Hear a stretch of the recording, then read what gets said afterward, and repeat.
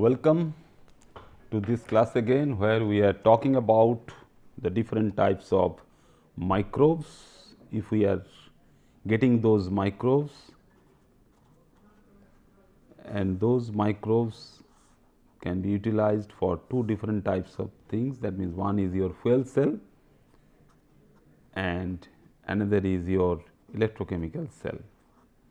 So, these two things how we can develop, and also sometimes we just try to correlate these also, that for something, because nowadays the modern industrial people, they are trying to get the help of the different microbes, because these microbes can be oxidizing or can sometimes be reducing in some anaerobic environment in absence of oxygen, that they can tackle the simple sulfate ions. That means, the sulfate reducing bacteria, disulfovibrio gigas is a very big name. So, sulfate reducing bacteria, and if we consider that some reducing environment can be created by the microbes, is the sulfate reducing bacteria as well as the metal ion reducing bacteria or the electrochemical part also, because we know that electrons can be transferred to this copper center to get the corresponding metallic copper in terms of its corresponding metallurgy. So, how we can correlate these things, because we are talking about the electron transfer, now we move to the bioelectrochemistry, then we bring microbes, and now we think something which is related to metallurgical problems also. So, you see how things are getting more and more complex, because if you have some good idea about this analytical science, that you can tackle some good metallurgical problems also. Is not that it is directly related to chemistry or anything, but is only the electron transfer or the electrochemistry what we are talking about. So, metallurgical thing how we can attach to the microbes, and how these microbes will be useful for giving you the corresponding two types of cells. So, we have MFC and MECs in our hand. So, these two taking the help of the different microorganisms, typically they are bacteria, microbes. So, very small bacteria, that is why they are microbes. So, they basically require for breakdown of materials. We know that all these microbes and all these things are available in the soil, in the plant, in the other, in our body also, that if you have a very simple molecule like NH2CO, NH2 we all know, and by definition what we are taking in this example is that is a typical organic molecule or a organic material we call. So, organic material or molecule, it can be present anywhere, because we are discarding this from our body also, from our urine we discard this. So, how we get this? Because we are getting this, we are producing this for the degradation of the protein molecules, because we all know that the proteins has nitrogens, the amide bond. So, this is another one also. Here also you have CONH2 function, but we really discharge it, we get it from this, because it is not a good one for our health. So, there are several things also, because when this is there, this is urea. So, this urea when it is present in soil also. So, we will take this. So, soil definitely when it is present in soil, it can be present in your water or wastewater. So, when urea is present in there, and we know that urea is a good fertilizer also. So, all these things are very closely related. It is not that we are directly memorizing something and we try to solve this problem, because the nature of these problems and the applications are complex. So, if we talk in terms of this urea as the fertilizer, because this thing as well as the nitrogen demand of the plants should be satisfied by the addition of these fertilizer. So, you have to have some breakdown of this urea. So, the enzyme which is responsible for breaking this urea is urease. So, what we get, that there are something that microbes, these bacteria and all these things can break these organic molecules, and we all know that this can be broken into your ammonia plus your carbon dioxide. So, ammonia and carbon dioxide, breaking into ammonia and carbon dioxide, because we cannot fix very easily from the environmental or the nitrogen or the N2 dinitrogen what is present in air or the atmosphere. So, there is some mechanism, that means during lightning process we know some amount of nitrogen can be fixed as the ammonia. So, the source of hydrogen is also required to get the required ammonium, the required amount of ammonium salts. So, compared to ammonium salts, ammonium nitrate is a good fertilizer. This one is basically going for if you have urease in soil or any other area. So, this urease can be responsible for your breakdown of this molecule such that you can have a slow release of ammonia. It is not that whenever you get these things, so that is basically lost, the entire thing cannot be consumed by the plant material. So, it is a slow release process. So, enzymes and all bacteria and the microbes will be available to break down any organic matter. So, this organic material can be your urea simply, and something what we are discarding in some wastewater, some effluent which is coming from some industry or our household use and all these things, your kitchen waste, your bathroom wastewater and all these things.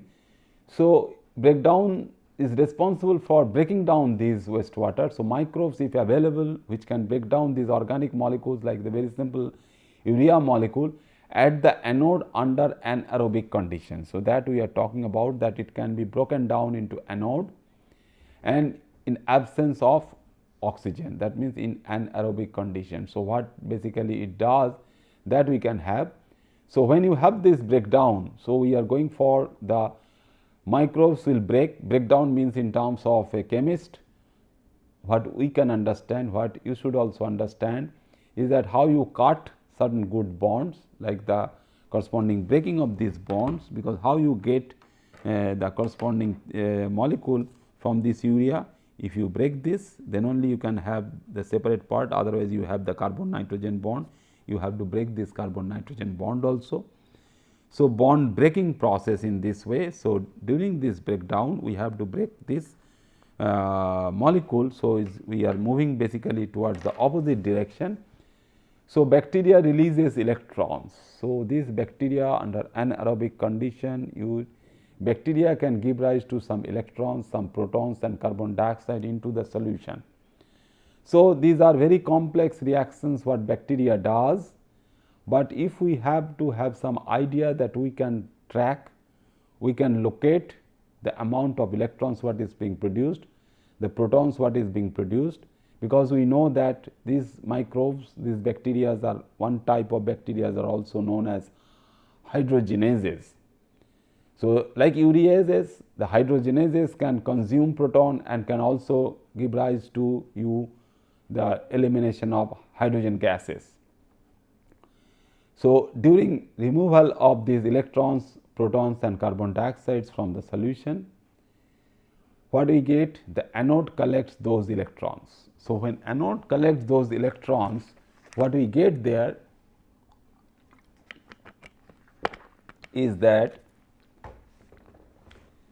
after collection, that means you know that when it collects those electrons, it travels to the cathode via an external circuit.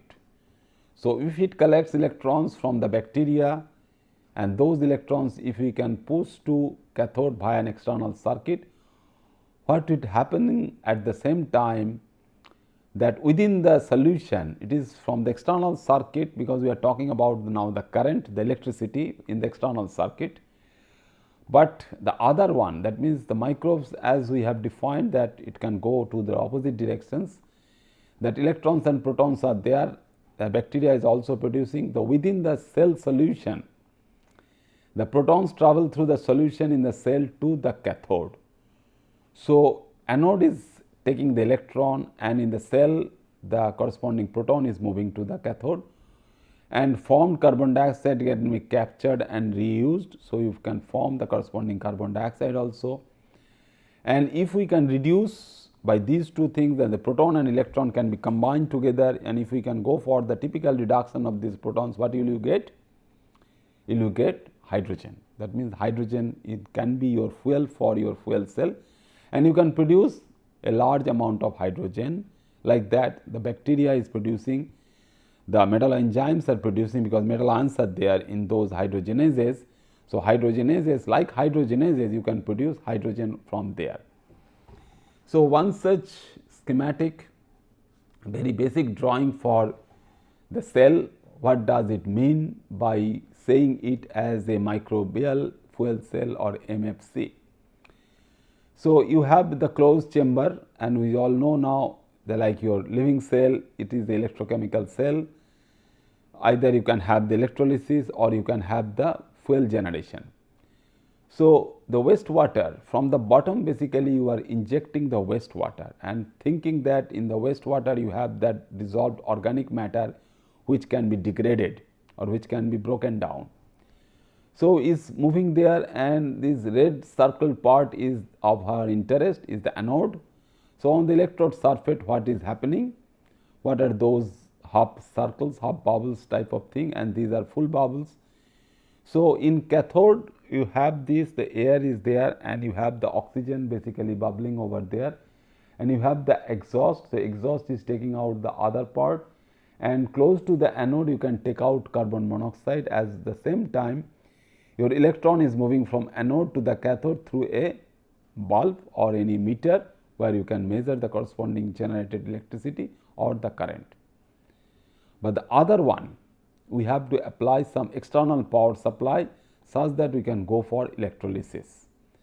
So, during this process we get the corresponding electrolysis cell, and the microbes are there, the microbials are there for generating that particular electrolysis, for going for that electrolysis. So, wastewater is coming inside, and these two parts, basically the red circle part for the microbial fuel cell and the red circle part for the electrolysis cell, construction wise both of them are same, because the around anode and around cathode you see these bubbles and all these things are there.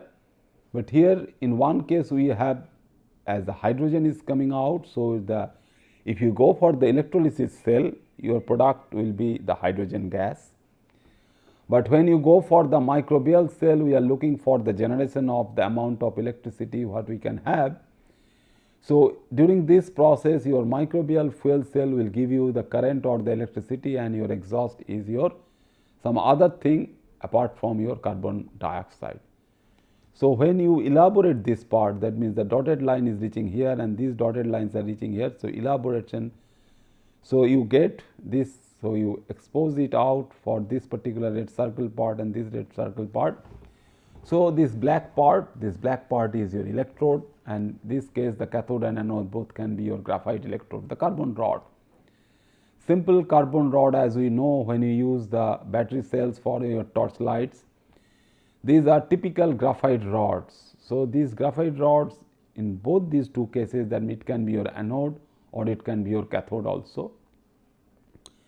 Then here basically your organic matter material is coming, which is a very small one, through this wastewater, and this organic matter is basically now degraded, and its electron is dumping on the anode material, and electron is moving, because anode is your good conductor which can carry the electron out to these wires and go to this bulb.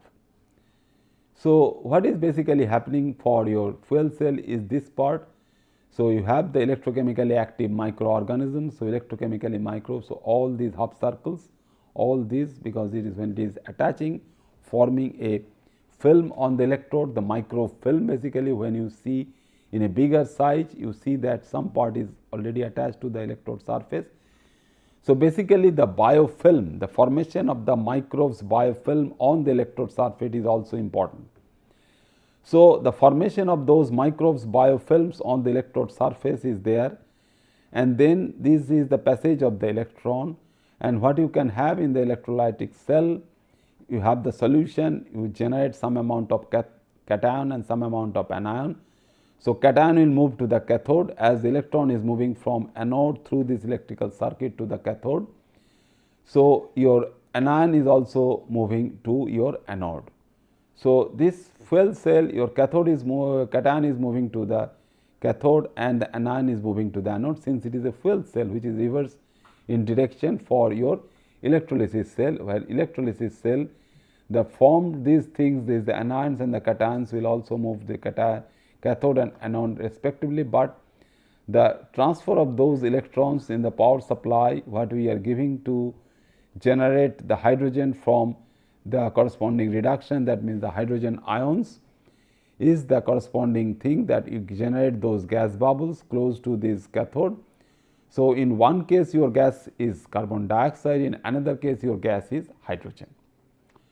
So, the basic formation of all these and the basic generation of all these things can give rise to other thing that we were talking about, how we can see in terms of its corresponding recovery of this copper from a copper containing solution, because this copper containing solution you can have, because you can know that our all these banks and all these they are producing or making coins for alls, and we require the copper solution for good copper plating. So, we are not going for gold plating and all this, because the plating of gold is very few, but the copper plating is there for coin, copper plating for utensils and several many things also, because for decoration purpose and all these things some material can be plated by copper. So, the solution what you are taking for that purpose is a copper containing solution, say a copper sulphate solution. So, when you take this copper sulphate solution, you go for electrolysis and its concentration of this copper sulphate in the mother liquor or the solution is decreasing with time. So, at one point of time you just basically discard this, it will be your effluent or wastewater, and we dump it on river, you dump it on lake, or you dump it on sea water. So, if we get that particular one and this wastewater is available, and this wastewater if we can use for your copper recovery, that means if possible, because the wastewater should be pre-concentration step, it should cover, that means it should be concentrated. So, at high concentration it would again be useful for deposition of copper by electrolysis. So, this copper recovery process what we are saying here is that through some electrolysis process, but it can be now combined with electricity production. That means, we have something, some good idea, some imagination, because you have the knowledge, you have the intuition and imagination also, such that you can have something, and when you do all these things for several years, you are pretty experienced to develop new thing for other microbes to be used for development of microbial fuel cell for metal extraction. So, is a copper recovery. So, metallurgists or the people who are engaged in going for this recovery of metal ions from ore for other solution, even for the electroplating solution what we can use for electroplating of some coins, some ornaments or some material. So, a metallurgical microbial fuel cell, the same MFC we are talking about, but we are now tagged with it is as a metallurgical MFC. So, metallurgical MFC is an attractive alternative for recovery of copper from copper containing waste streams. Whatever we are talking about so far, the wastewater molecules, wastewater system or the waste streams, basically we are throwing it out, contaminating our environment, contaminating our water reservoir, everything, because copper at a particular concentration is harmful for our body also. At a low concentration level it is useful for our body, provided you have good assimilation mechanism such that you assimilate that coppers for our body, such that we can synthesize good copper proteins or copper enzymes or copper based metal enzymes what we require for our body also. So, is a typical metal is exactly metal, not the metal ion. So, exact metal as the metal zero state is recovered from its metallic form at the cathode. So, energy for that particular reduction can be obtained from oxidation of organic material. So, if your organic material is there and microbes are available to oxidize it, to break down those organic material. So, at anode it is happening just now what we have seen, that for anode on the anode surface if you have the biofilm. So, there is a possibility of generating electricity side by side when you recover copper for copper reduction from the metallic state, as the copper ions will be reduced. So, pure copper crystals or the metallic copper and the copper deposition can take place on the cathode we can get now, because the cathode is responsible for giving you the electrons for that reduction. And interestingly here in this particular case also, because it has the good selectivity, because we know that deposition of copper oxide as a material or deposition of cuprous oxide as material can also take place side by side. But in this particular process no cupric oxide or cuprous oxide has been observed to be deposited on the electrode material. So, the cathode recovery of copper, we can consider that cathode is utilized for the reduction of copper from the copper solution. So, the cathode recovery of copper compared to the produced electricity was of different percentages, because the copper is being recovered as the deposition of copper from the copper ion to copper 0, and at the same time you can have the electricity what it can generate. So, in anaerobic condition it is higher, but in aerobic condition it is less, which is 43% compared to 84%. So, side by side if we move that means you have the microbes, the microbial things, and now we move something, because already we are now experienced enough to handle all these things, to say all these things.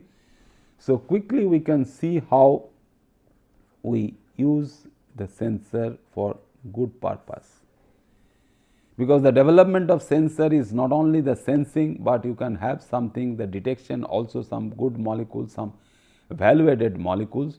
So, already we have seen that how we can handle or we can detect the O2, how we can detect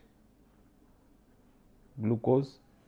So, one such good molecule of our interest is now the phenol. So, we should know where from you get the phenol, because the sample what you will be handling of our interest for sensing phenol in that particular solution. So, it can be a solution or it can be a solid material also, because the phenol is a constituent material for so many things.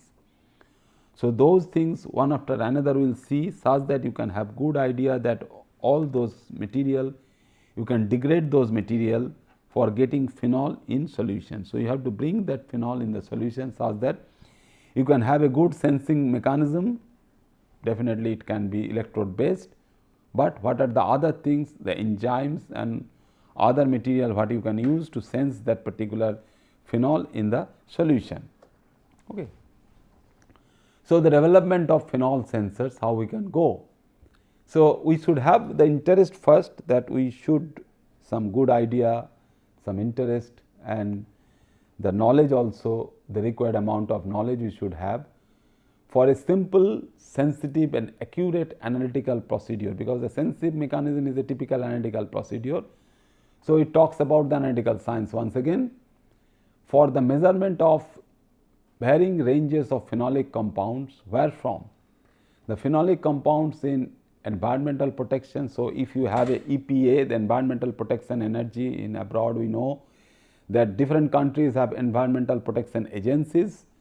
They have the strict regulation for the level of phenol in water, level of phenol in soil. So, they also know that during the drinking water production, that if you are handling or if you are purifying some phenol contaminated water, your drinking water might have some amount of very low level concentration of phenol in it. Then during the medicine, we all know that some transformation of the phenolic compound, like making aspirin, we start from the phenol or the substituted phenol molecules, but if the conversion is not 100%, if we are not able to go for the complete conversion of phenol based molecules to medicine, you have some impurities remaining with that medicine. So, we should know the level of those impurities in those medicines. Then the different biotechnology, the biotechnology form and the agro forms, the agricultural chemistry related forms and the agriculturalist also, and the food quality control people also will be interested to know, because the phenol is there in the food material, but to a certain extent, to a certain concentration. But once you monitor everything in terms of the concentration, it is the analytical chemist's job to strictly control that concentration, and they should know the concentration and monitor. That means the quality control you can have, and that quality control, the quality assurance should be there, such that your concentration level for those phenol which can be toxic should be in the permissible concentration range. So, they are also very common in nature, because we are getting from the naturally occurring compounds. As we are talking about the biomaterial, so your biofood, biofruits and all these biomaterials. So, but most of the things we are getting from the nature, and a natural product have so many components which are not properly analyzed for everything, but the purity of the synthetic molecule or the synthetic material is more compared to your natural things. So, that is why we are, though we are taking herbs and herb based materials, but the corresponding concentration of the other part of those herbs, because we know that some active ingredient is there. So, this active ingredient is there, like your neem leaf we all know. So, the molecule we all know, that is the something the aja. So, aja, that means the nitrogen based molecule, nitrogen based heterocyclic is there. So, nitrogen based heterocyclic molecule is present on this neem leaf, but the other material we do not know. So, in the nature, so basically formed in part as a result of those biodegradation of natural compounds like humic acid, tannins and lignins. So, phenolic compounds will be very common when we handle those natural products. They will be present in humic acid, tannins and the lignins. So, we should know very quickly that how the phenol and related compounds can be used for large scale manufacture of other very value added compounds as well. So, we can have the synthesis of resins, the phenol we all know, the phenol formaldehyde resin we all know, the bakelite we all know. So, for making resins also, not that we are handling some bio or agri based compounds or molecules from naturally occurring thing, but making plastics, pesticides also were there. We have seen during our electrochemical detection for cyclic voltammetry, like Folidol, what we told, the parathion we talked. The pesticides is the nitrophenol part is there. So, one of them is the phenol part. So, if the degradation can take place, the nitrophenol can come out from those pesticides. Then making explosives also, then detergents also, and the pharmaceutical compounds. So, all these areas, all these industries will be dependent on the analytical science to monitor their level of those phenols only. So, phenol is a very simple, very useful molecule. From our school days we are learning, but the presence of those phenols, say to 5 to 10 compounds or useful compounds, is the point of interest of our knowledge. So, varieties of phenolic compounds are also generated for different industrial activities. When you go for some reactions in industry, some industrial processes, so we get those phenol compounds, such as in paper bleaching industry. When you go for paper bleaching, we also produce some phenol, because we are talking in terms of the lignins, tannins and all these things. If we try to break them, phenols are coming. So, then in coal mining, in oil refinery, production of dyes also, and appear as industrial pollutants in the environment. So, phenol appear as a good industrial pollutants, good amount, not good for us. So, is a good amount of phenol is coming from so many activities, and which are contaminating our environment, which are contaminating our water and all this. So, what we find then, that many phenolic compounds also occur in food products also, because we deliberately, knowingly, and we add something to improve the food quality, to improve its fragrance and all other things. Especially those phenolic compounds are coming from plant origin. When we handle olive oil, we handle wine, we handle herbs, that is why you are talking about some herbal medicines also. Then spices, coffee, various fruits, vegetables and also milk and dairy products. So, those things can be contaminated very nicely from the activity what we can have, that the milk can be contaminated, the dairy products can also be contaminated by these phenolic compounds, then the wine, then the herbs. So, the origin of all these phenolic compounds can be there, and how we handle those molecules, that is the point of concern for everybody, to us also, that how we can oxidize those phenol. The idea is that the way we are talking about the corresponding handling of the O2 molecule. So, O2 molecule was there in our hand. So, these O2 molecules is also with us, then glucose is also there. So, in both these two cases we have seen that either the electron reduction or the electron oxidation, 1 electron or 2 electron is there for your handling O2 and glucose. So, phenol can be there. So, we can have some biological molecules available which can go for two types of reactions. One we consider as oxidase reaction and another is the oxygenases. So, these things are there, the oxidases are there, that where we go for direct insertion of oxygen atom in the molecule, and oxygenases are based on oxygens can be utilized for electron transfer reactions. So, phenol oxidases will be there, and those phenol oxidases will be in our hand for our production of water. So, the electron transfer reaction based on phenol can go to water production. As we have seen earlier, that you have the corresponding O2, and that O2 can be converted to your water producing molecules. So, you can have one example just now, we will continue to our next class from this point, that copper containing monophenol monooxygenase, that means it can go for one insertion of oxygen, it is showing some oxygenase reactions. So, insertion of this oxygen on the phenol unit, or it can go for electron transfer reaction which is copper based, that copper is going for your electron transfer reaction. These are the tyrosinases. So, how tyrosinases or any other copper containing enzymes can be useful to detect the level of phenol in any unknown solution. That is of our interest to know, to develop the phenol based sensors. Okay. Thank you very much.